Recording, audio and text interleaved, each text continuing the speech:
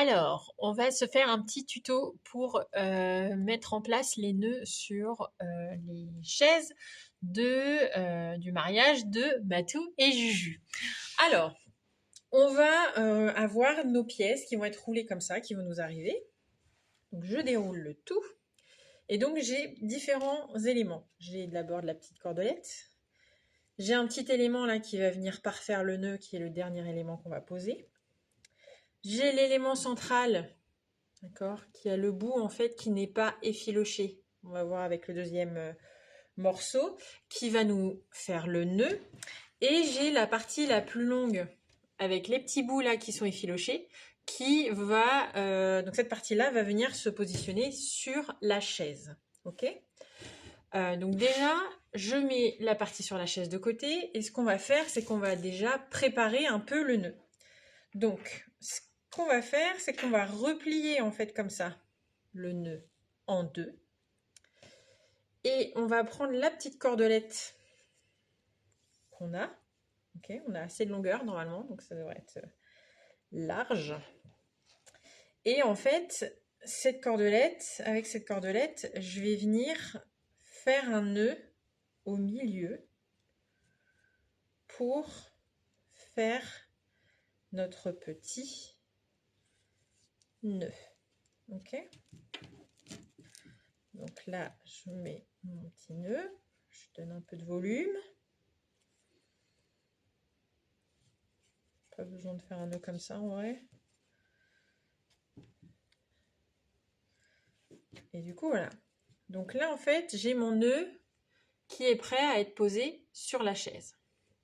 J'ai toujours cet élément-là, la petite corde et le morceau qu'on va mettre autour de la chaise. Donc maintenant, on va regarder comment ça se passe sur la chaise. Donc, nous voilà ici sur le dos d'une chaise.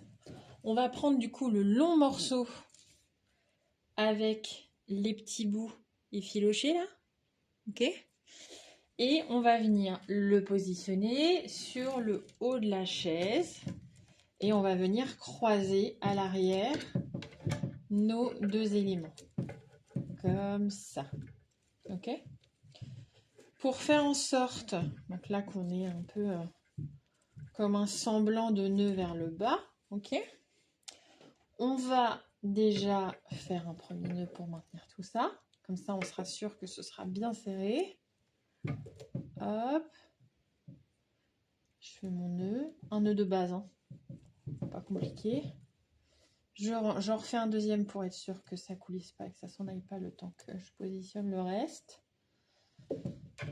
Ok. Hop. Je coupe le surplus. Donc là, du coup, j'ai mes deux petits morceaux qui vont descendre et qui vont faire le bas en fait de mon nœud. Ok. Et là, j'ai le nœud qui va venir se positionner dessus. Ok. Pour faire quelque chose de bien propre, on avait cette petite propreté là.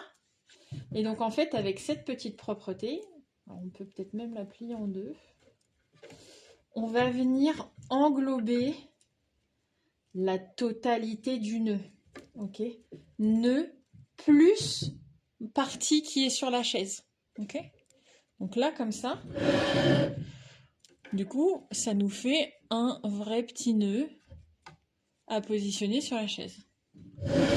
Et donc, une fois que ce petit élément-là, il est en place, et ben, je reprends la petite cordelette que j'avais au tout début, ok. Je la déroule. Comme j'ai bien pensé mon truc, je ne l'ai pas fait avant de lancer la caméra. Et là, du coup, voilà, donc je passe ma main derrière, j'attrape les deux éléments de corde, ok. Et là, je vais venir faire un double nœud, pareil, pour maintenir la totalité des trois éléments ensemble. Je pense pas qu'il y a besoin de plus de maintien que ça. Ok. Je pense vraiment que 2 tours, c'est suffisant. Bon, après, Dans le pire des cas, on peut toujours en faire 3. De toute façon, ça se verra clairement pas. Parce que comme en fait cette cordelette, c'est des morceaux de jute, pour faire l'effet effiloché, en fait, on garde les éléments, donc on risque pas de les perdre. Et donc là, les gros bouts de fil, hop, on les coupe. Et tadam! Un petit peu de mise en place. Et on est pas mal. Pas mal du tout. Un beau nœud de chaise.